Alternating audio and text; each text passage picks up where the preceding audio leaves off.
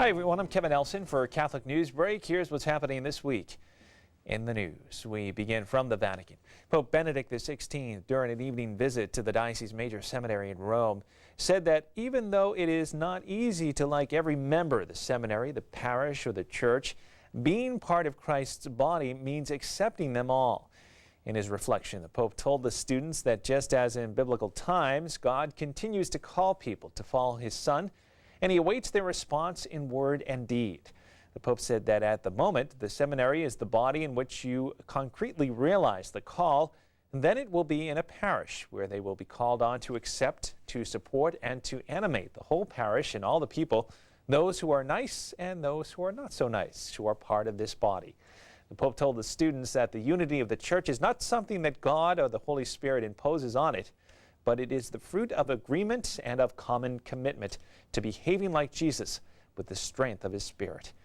In the seminary chapel, the Pope led the priesthood candidates in Lectio Divina, a prayerful reading of the Scriptures. In other news from the Vatican, the Holy See Press Office announced that the president of the Financial Information Authority has appointed Francesco Di Pasquale as director of the same institution.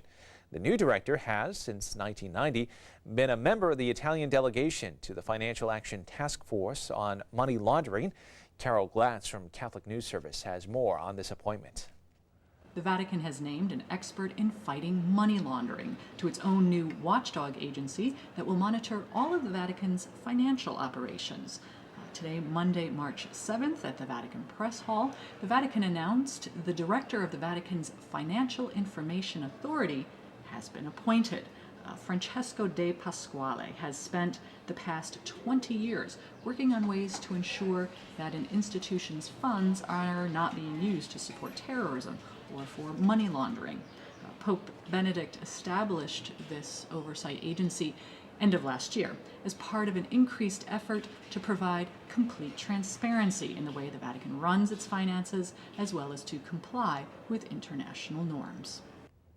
Looking now at news from around the world, according to the UN Food and Agricultural Organization, prices for basic foods such as sugar, cereals, and edible oils were at or near record highs worldwide in February. The organization's food price index for February showed that prices, except for rice, are higher than they were in late 2007 and early 2008, when food riots broke out in 15 developing nations. More recently, the cost of food was among factors that led Tunisians and Egyptians to rise up against long-ruling autocrats. The reason for rising food prices are varied and complex. According to Daniel Gustafson, director of the Food and Agricultural Organization's Liaison Office for North America in Washington, it is largely a supply and demand issues prompted by low stocks of food. Other factors also are at play: rising oil prices, partially fueled by unrest in oil-rich North African nations, the rapid shift in some developing countries from growing basic foods to planting crops and biofuels, and climate extremes like last summer's drought in Russia and firestorms in Australia have put inflationary pressures on food markets. David Kane, a staff member of the Maryknoll Office of Global Concerns, said that at least some of the rising price of food is being fed by investor speculation in the commodities futures markets, and that's problematic for families that spend up to 80% of their meager income on food. With so many pressure points, market watchers and advocates for the poor acknowledge that tough times are ahead for anyone with limited financial resources trying to feed hungry mouths.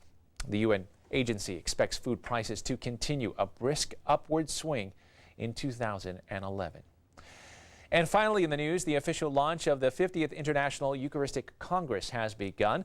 Irish Catholic leaders announced plans for the Congress on March 7th. The Congress will be held June 10th through the 17th, 2012, at various locations in the Dublin Archdiocese, including Royal Dublin Society. The closing Mass will be held at Dublin's Croke Park and is expected to attract up to 80,000 pilgrims, including 12,000 from overseas. Dublin Archbishop Diarmuid Martin said there was no expectations that Pope Benedict XVI will attend the Congress. Ian Griffin, General Manager of the Congress, told Catholic News Service that registration is opening in the next month for anybody who wishes to come. She added those who cannot afford to attend can follow the website www.iec2012.ie, which provides resources in 6 languages. The theme of the Congress is the Eucharist, communion with Christ and one another. A different country hosts the Congress every 4 years. Canada, Quebec City hosted the 2008 Congress. Ireland also hosted the Congress in 1932. Well, that is all the information we have for you this time. Please stay with Catholic TV for more Catholic news. Until then, I'm Kevin Nelson, and I'll see you next time on Catholic Newsbreak.